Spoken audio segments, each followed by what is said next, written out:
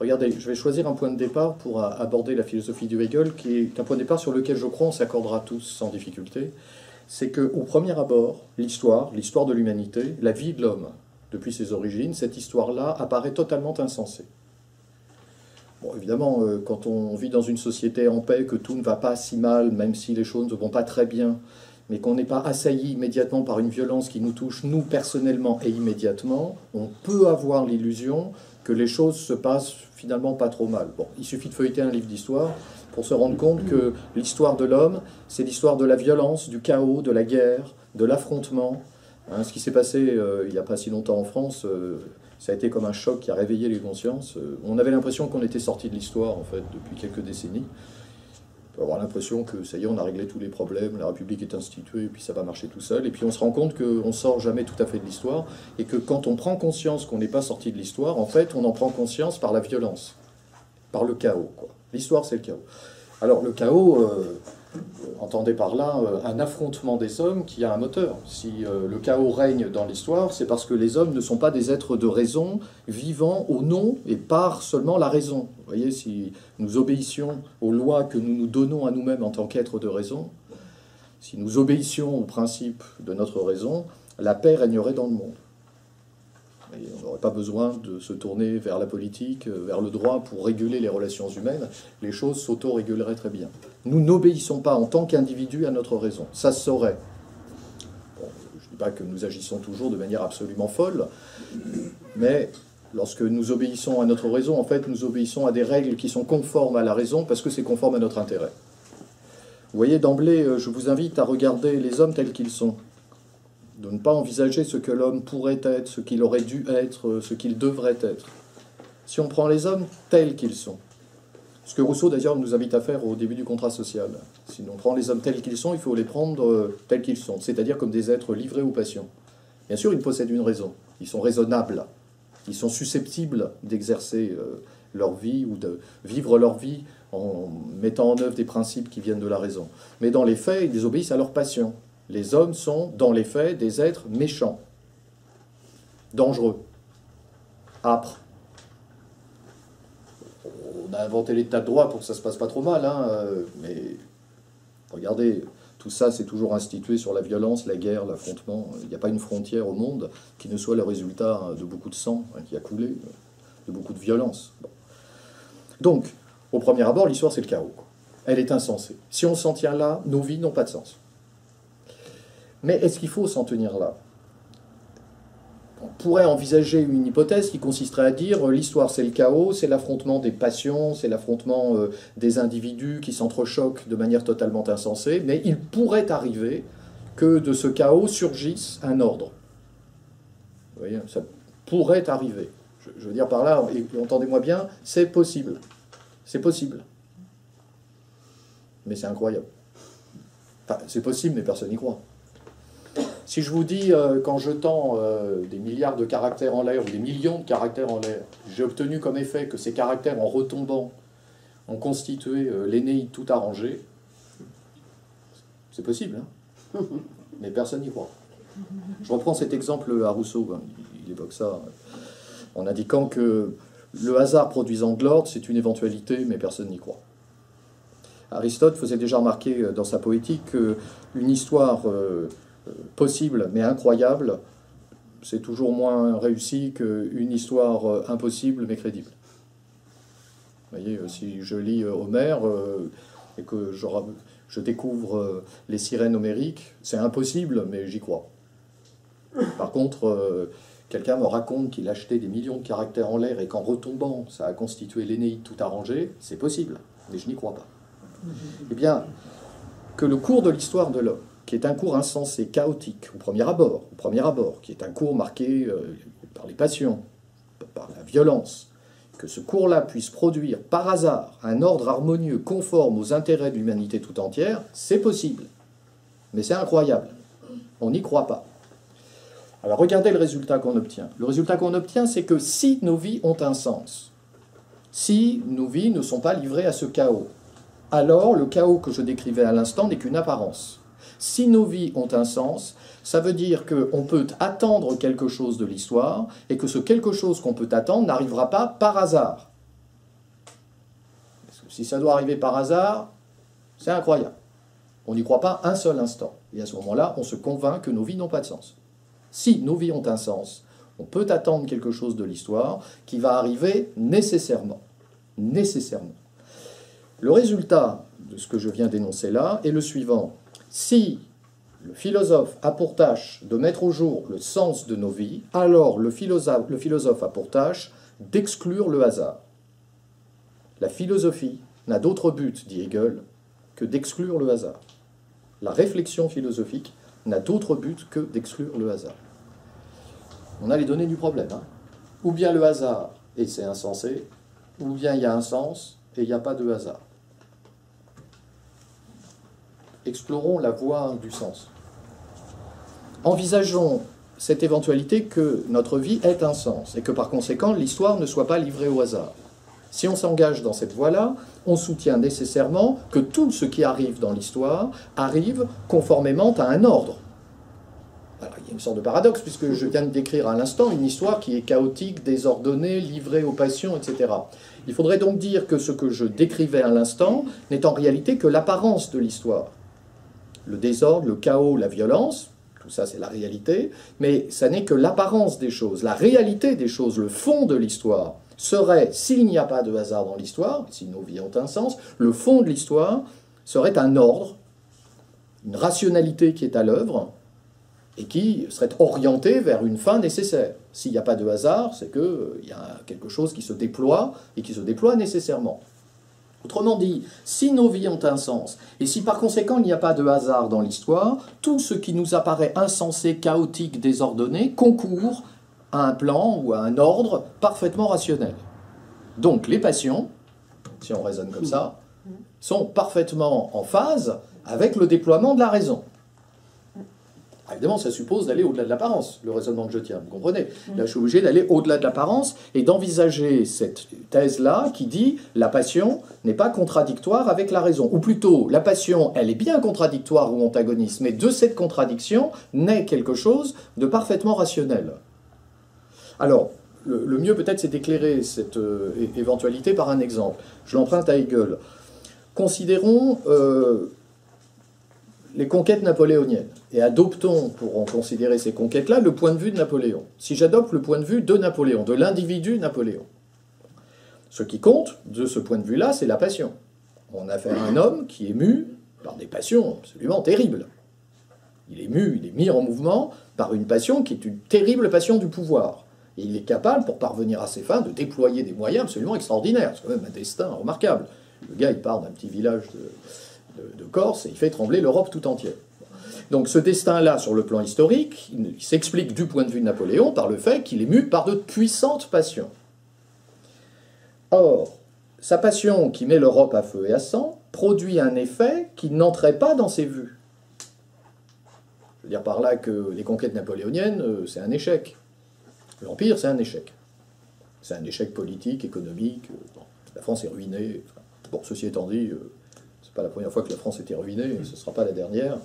Vraiment, c'est une constante. Hein, Enfin, là, il y avait la ruine et la grandeur. Donc là, les conquêtes napoléoniennes produisent une dévastation qui est un échec, surtout et politique, économique. Et pourtant, Hegel fait remarquer que ces conquêtes produisent un effet qui est l'expansion à travers l'Europe d'une idée du droit qui émane de la Révolution française. Autrement dit, Napoléon est mu par de fortes passions, mais ça produit un effet qui, lui, est de l'ordre de la raison, un progrès du droit. On a affaire ici à une théorie dialectique hein, qui nous dit qu'une chose, ici le progrès du droit, conforme à la raison, se réalise par son contraire, c'est-à-dire par la passion, par tout ce qui s'oppose à la raison, enfin tout ce qui est antagoniste au premier abord aux exigences de la raison. Hein. La raison, la rationalité, l'ordre d'un côté, la passion de l'autre, c'est-à-dire cette énergie qui produit des effets qui sont dévastateurs. Au premier abord, il s'agit de réalités qui sont incompatibles. Mais en fait, peut-être que la passion, enfin, si on est hegelien, on va soutenir cette théorie-là, peut-être que la passion est le moteur d'un progrès de la raison. Donc une chose, la raison se réalisant pour son contraire, la passion, l'histoire, hein, devrait être décrite comme un processus parfaitement logique et rationnel, dialectique. Une chose se réalise par son contraire. Donc ce qui apparaît au premier abord chaotique, insensé, livré au hasard, en réalité, serait parfaitement ordonné. Ce qui est amusant, c'est que si vous allez aux Invalides, puis que vous allez regarder le tombeau de Napoléon, vous verrez avec vos yeux ce que Hegel décrit dans sa philosophie. Il y a le tombeau de Napoléon, pour ceux qui l'ont vu ou ceux qui l'ont déjà visité. Vous avez un tombeau en pierre absolument extraordinaire, disproportionné au centre. Et puis autour, vous avez des bas-reliefs avec les effets de l'Empire, enfin tout ce qui reste de l'Empire. Alors au centre, vous avez le tombeau, enfin, pierre rose, sur un socle vert, enfin tout ça est absolument disproportionné. Là, vous avez une image de la passion, quoi. Hein, du moi hypertrophié, de cet individu qui va tout dévaster autour de lui parce qu'il est mu par une passion elle-même dévastatrice. Puis vous avez sur les bas-reliefs qui sont autour ce que l'Empire a produit. Quand on lit ce qui est écrit sur les bas-reliefs, c'est quand même assez frappant. Il y a la Cour des comptes, il y a les lycées. Moi je suis professeur en classe préparatoire aux grandes écoles, les grandes écoles. Il y a même un bas-relief où il est écrit qu'il faudra créer un corps de fonctionnaires chargé de l'éducation.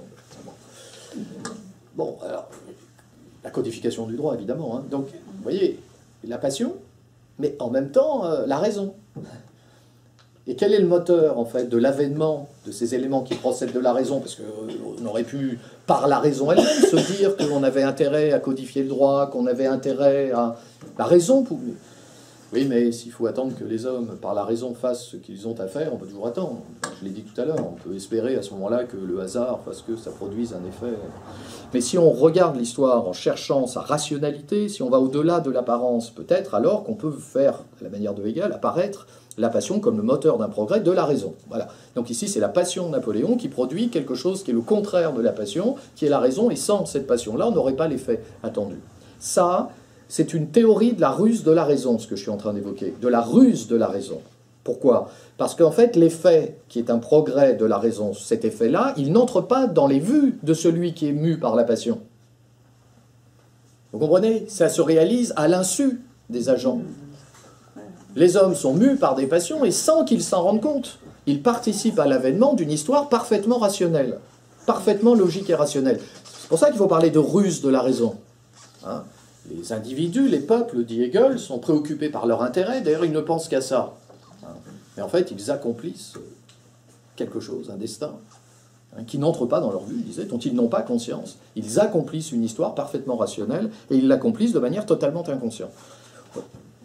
Regardez, ce que dit Hegel, là, c'est quand même tout à fait remarquable, parce qu'il est en train de nous dire qu'il ne faut pas s'en tenir aux apparences. Bon, ça, depuis la philosophie de Platon, on l'avait théorisé, ce truc-là. Si on s'en tient aux apparences du fond de la caverne, on ne verra pas la réalité elle-même. Il faut aller au-delà de l'apparence.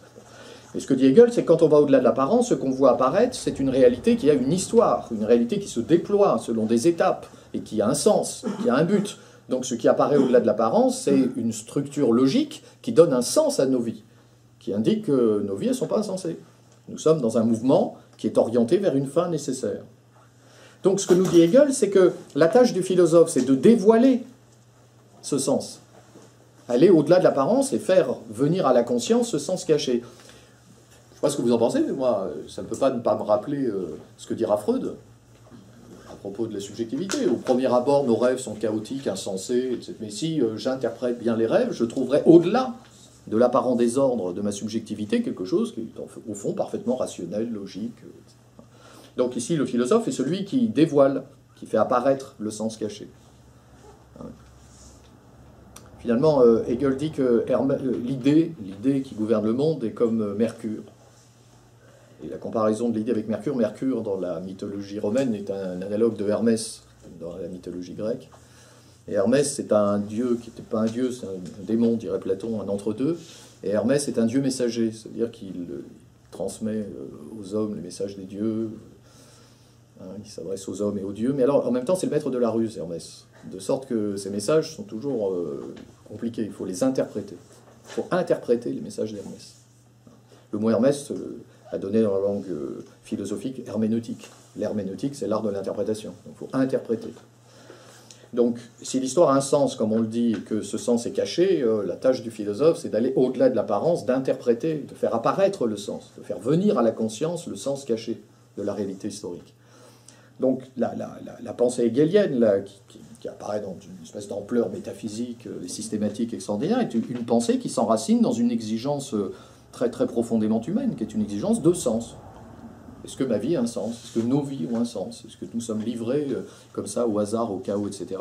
Ou est-ce qu'au contraire, on peut trouver dans la réalité quelque chose qui donne un sens à nos vies? Et Hegel répond, oui, il y a un sens.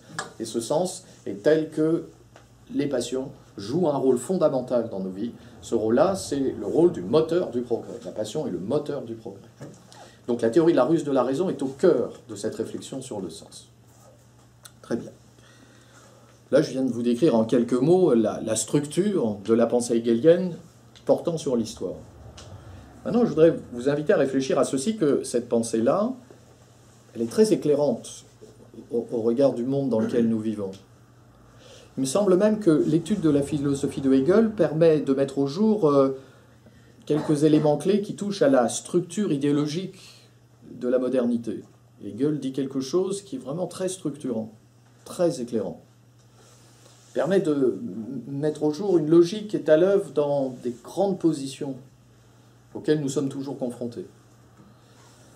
Depuis le XXe siècle, se sont affrontés, notamment, il y a eu plein d'affrontements, mais il y a deux grandes théories qui se sont affrontées, qui sont le marxisme et le libéralisme.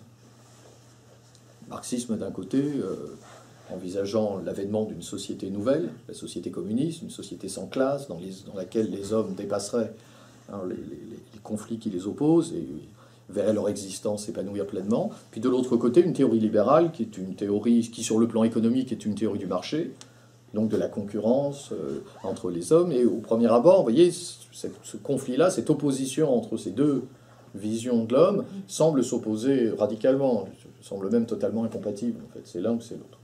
Bon. Alors moi, j'adore la philosophie pour ça, parce que peut-être que se ressemblent peut-être en fait dans le fond. Et la philosophie de Hegel, je crois éclaire ça assez bien.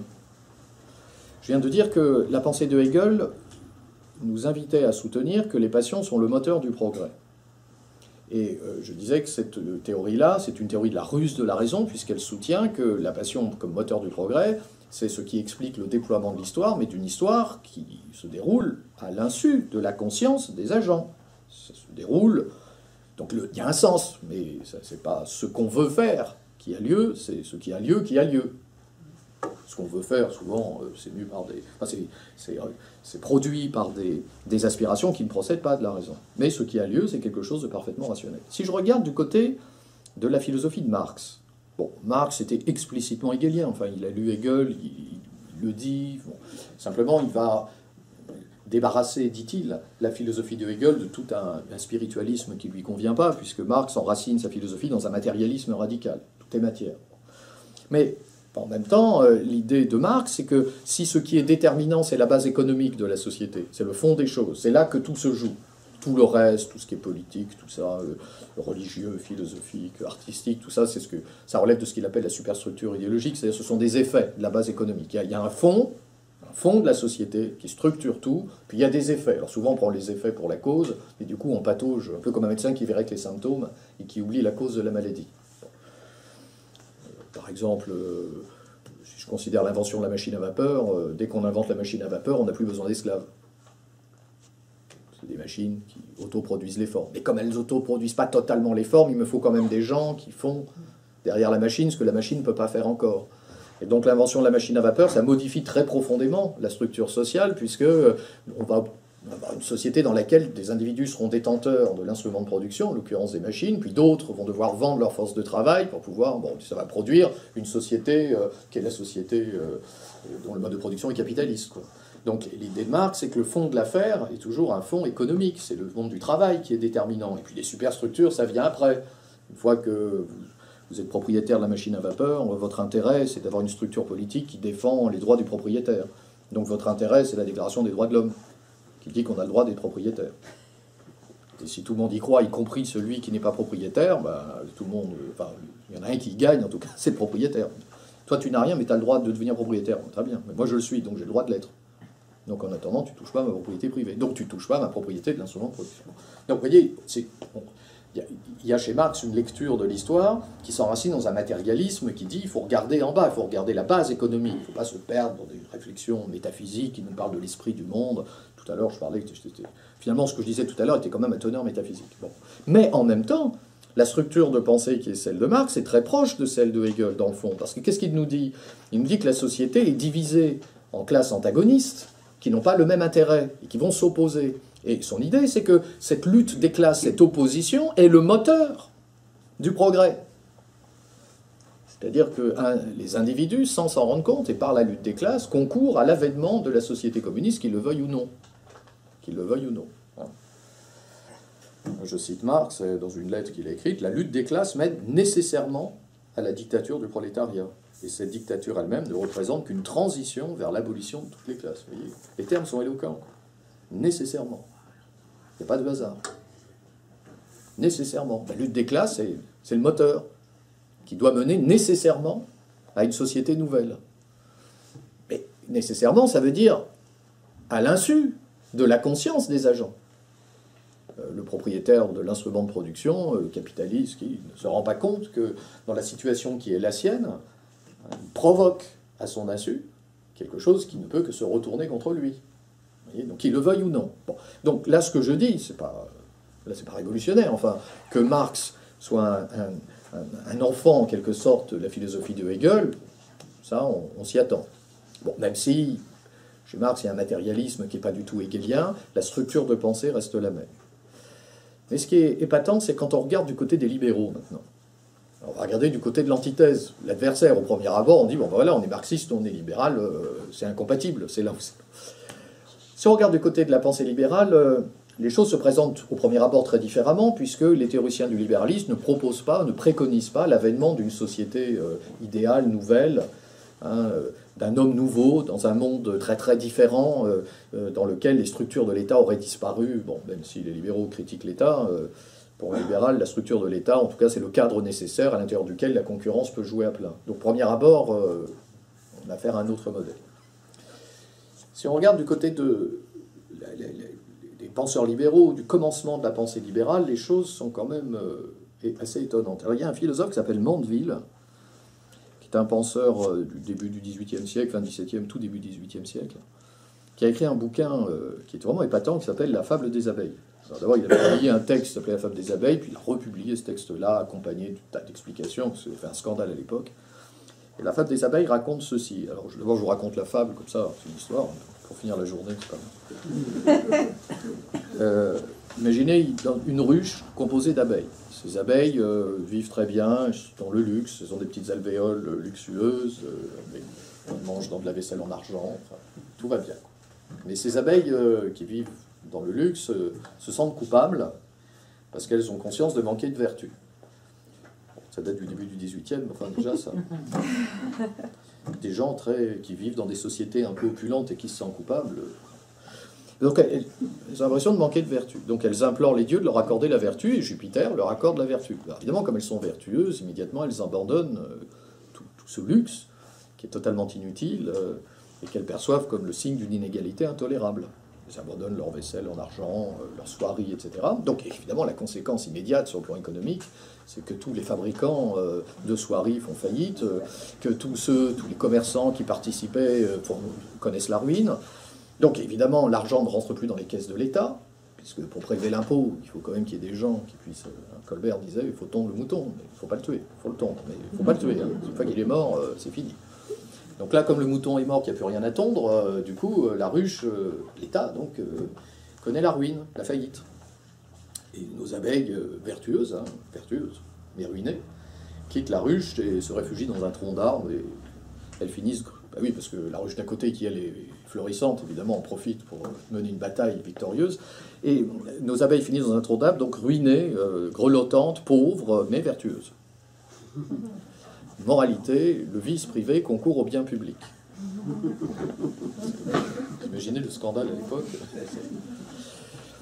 Alors regardez ce que dit la fable des abeilles. Ce qu'elle dit en fait, c'est que ces abeilles qui étaient méchantes, en tout cas non vertueuses, qui étaient obnubilées par leur intérêt particulier, privé, ces abeilles-là connaissaient la fortune, et finalement connaissaient quelque chose qui était favorable aux intérêts de la ruche tout entière.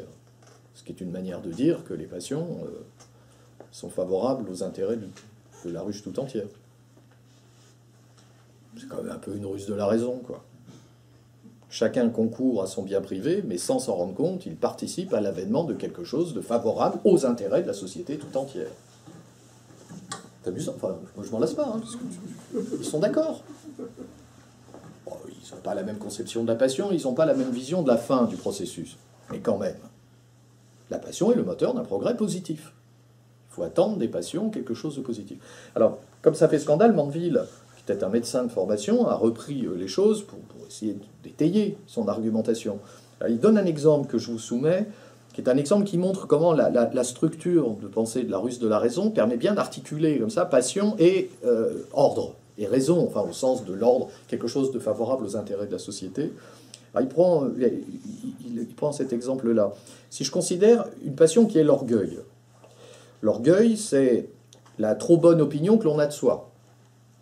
Bon, l'orgueil, c'est se placer au-dessus des autres, mais c'est déjà se placer au-dessus de soi-même. L'orgueilleux se surestime. Il se place au-dessus de ce qu'il est réellement. L'orgueil n'est pas sans lien avec cette autre passion qu'est la honte. Je veux dire par là que la honte, c'est le sentiment d'une opinion de l'autre portée sur soi qui est défavorable.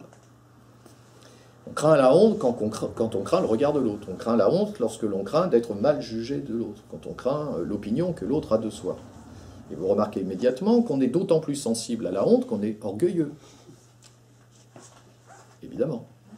Si je n'ai aucune bonne opinion de moi, alors si j'ai une trop bonne opinion de moi, très très sensible à la honte.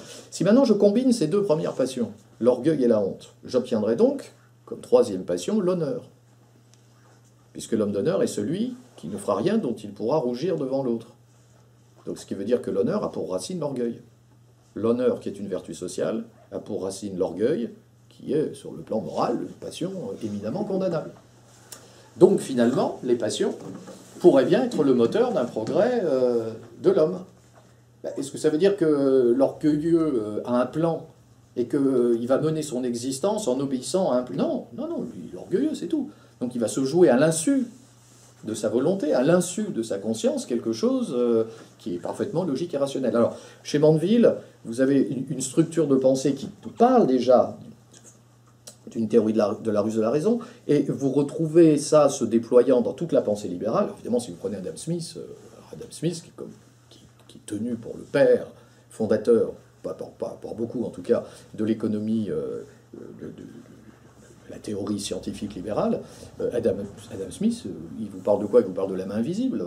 La main invisible, c'est la société qui s'autorégule, au moins en partie. Adam Smith n'est pas pour la disparition de l'État, c'est un libéral. Les libéraux ne sont pas pour la disparition de l'État. Ils sont pour un État puissant, mais dans un domaine d'application limité.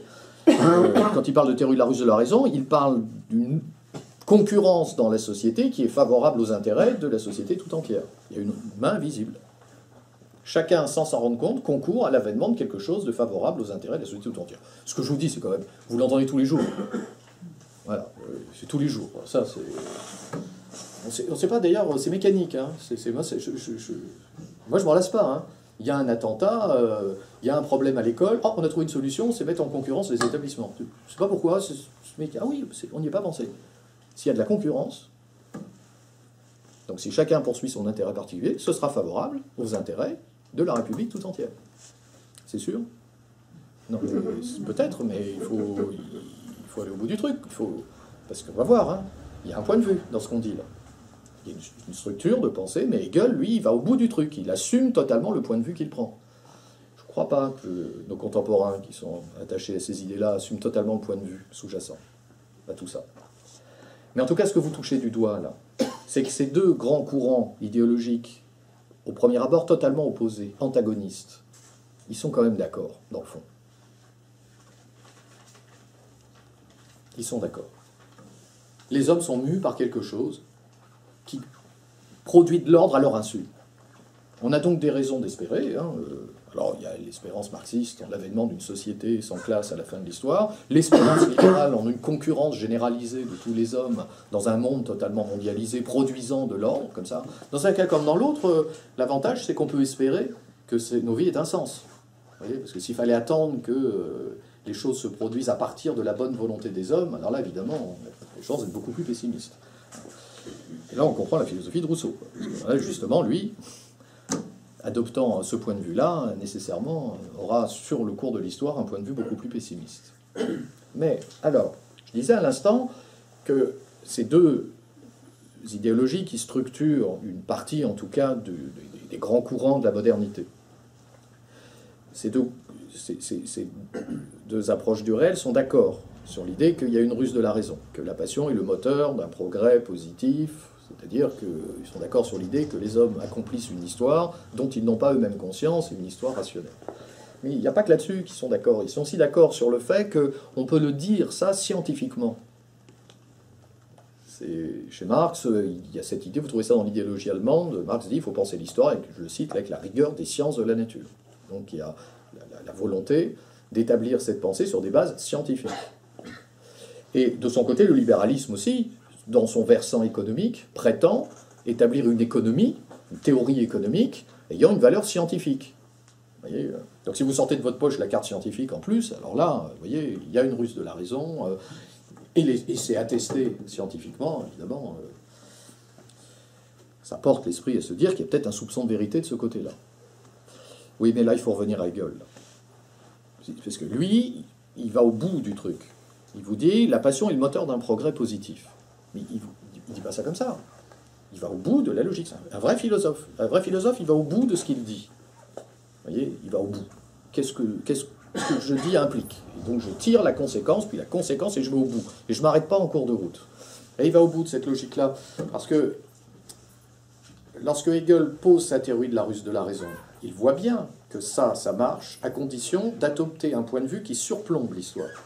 Je veux dire par là, un point de vue qui surplombe l'individu.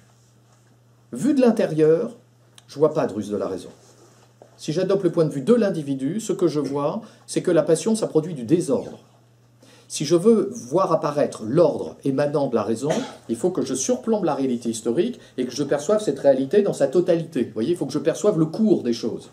Je vais prendre une image là que j'emprunte à Kant. C'est un peu comme la Terre. Si je la regarde du point de vue de la Terre, ce qui se produit autour de moi peut me donner le sentiment que c'est désordonné, aléatoire. Mais si maintenant je pouvais voir la Terre en adoptant le point de vue du Soleil, je me rendrais compte que le mouvement de la Terre est parfaitement ordonné, qu'il obéit à des lois nécessaires, et que ce qui m'apparaissait contingent n'était peut-être qu'une apparence, que le fond de l'affaire est peut-être parfaitement ordonné. Mais c'est le point de vue du Soleil, c'est-à-dire c'est le point de vue qui surplombe.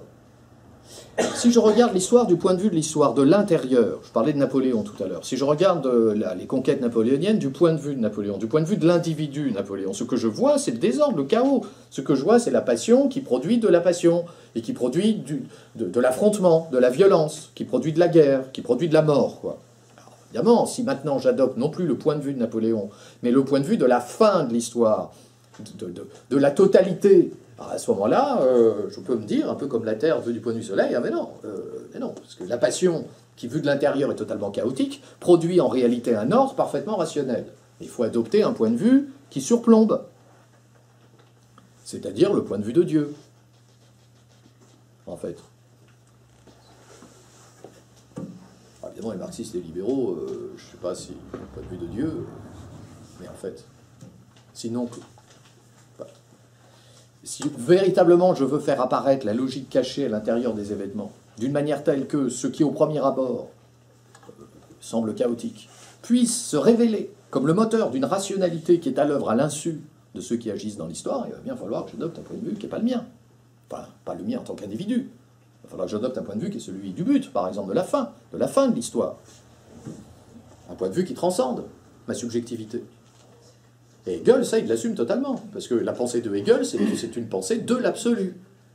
Hein, lorsque Hegel écrit la phénoménologie de l'esprit, lorsqu'il écrit la science de la logique, il réfléchit à ce déploiement de l'absolu,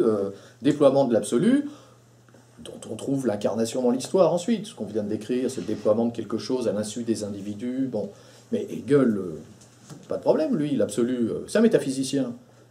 Donc, se tourner du côté d'une pensée de l'absolu pour donner un sens à nos vies, ça s'inscrit dans une philosophie qui est parfaitement cohérente.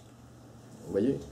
Le point de vue de Dieu, alors évidemment, le Dieu de Hegel, je vous l'accorde, c'est pas un Dieu qui est hors du monde, hors de l'homme. Le point de vue de Hegel, c'est un Dieu qui est l'homme lui-même. Voilà. C'est-à-dire pour Hegel, l'absolu, c'est pas vous, c'est pas moi, c'est nous tous. Les individus, les peuples, l'humanité tout entière. Voilà, ça. Donc il y a l'esprit du monde qui se déploie selon des lois nécessaires, selon une logique dialectique nécessaire, et le philosophe qui adopte ce point de vue-là fait apparaître à la conscience ce sens qui au premier abord ne nous apparaissait pas. Je commençais dans le désordre, et puis finalement on se dit après tout, peut-être que tout ça est parfaitement logique et ordonné. Mais il faut un point de vue métaphysique, il faut le point de vue de Dieu. Donc si ces deux grands courants de la modernité que j'évoquais à l'instant, que sont le marxisme et le libéralisme, sont dans le fond deux modalités différentes de la théorie de la ruse de la raison, deux manières différentes, après ils ne sont pas d'accord sur le but du processus, etc. Mais si c'est la même structure de pensée, ça veut dire qu'on a affaire à des pensées qui adoptent le point de vue de l'absolu, d'une manière ou d'une autre. Bon, chez Marx, il n'y a pas de Dieu, c'est matérialiste, donc ce sera la fin de l'histoire, c'est la fin de l'histoire qui éclaire rétrospectivement tout ce qui se passe avant. Enfin, c'est le point de vue d'un achèvement. Pourtant, ils ont l'air de s'opposer au départ, hein. Vous ne trouvez pas, hein? Vous voyez, comme quoi ils se sont partagés le monde. Mais en fait, dans le fond, tout ça, c'est peut-être des points de vue qui sont très très profondément métaphysiques. Alors, en soi, c'est pas un problème, on peut adopter un point de vue métaphysique, mais il faut l'assumer. Parce que si je me dis que ce point de vue de l'absolu est problématique, si je me dis que penser l'histoire du point de vue de Dieu, ou du point de vue d'une finalité, ou du point de vue d'une totalité achevée, est problématique, à ce moment-là, ça veut dire qu'il faut que je revienne à penser l'histoire du point de vue de l'homme. C'est du point de vue de l'homme, c'est-à-dire du point de vue du philosophe qui est dans l'histoire, dans ce que Kant appelle la finitude, quoi, la capacité que j'ai de faire de Dieu l'objet d'une science. Et si je fais ça, alors la ruse de la raison, vous comprenez ce que je veux dire, c'est pas gagné. Ça veut dire que les passions sont peut-être malgré tout source de chaos et de désordre. Ça, c'est Rousseau. C'est là que, vous voyez, comme Rousseau pense l'homme par l'homme, et qu'il le pense par le bas et pas par le haut, pour commencer, puisqu'on commence par penser la nature de l'homme, nécessairement, ça nous donne une vision de l'histoire qui est beaucoup plus sombre, beaucoup plus pessimiste, puisque du coup, il faut, du point de vue du sujet fini, essayer de penser ce qu'on peut attendre de ça. Alors, je l'ai dit tout à l'heure, on peut peut-être attendre que par hasard, ça produise de l'ordre, mais enfin, on ne se déplacera pas pour vérifier le mensonge si on nous dit que ça va se passer comme ça.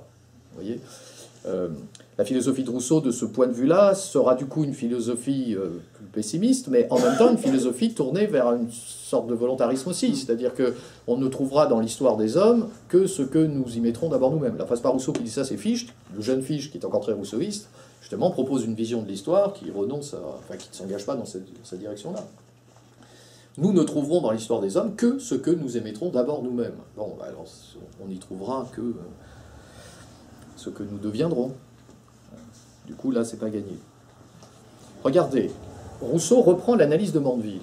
Et il montre comment, si on adopte le point de vue de l'individu, la passion, loin d'être le moteur du progrès, pourrait bien être au contraire la source d'un chaos au-delà duquel il n'y a rien à attendre. Duquel il n'y a rien à attendre. Tout à l'heure, je prenais chez Mandeville cet exemple de l'orgueil et de la honte. Je vous ai remarqué que l'analyse de Mandeville est bien fait remarquer. Peu importe qu'on s'accorde ou pas, mais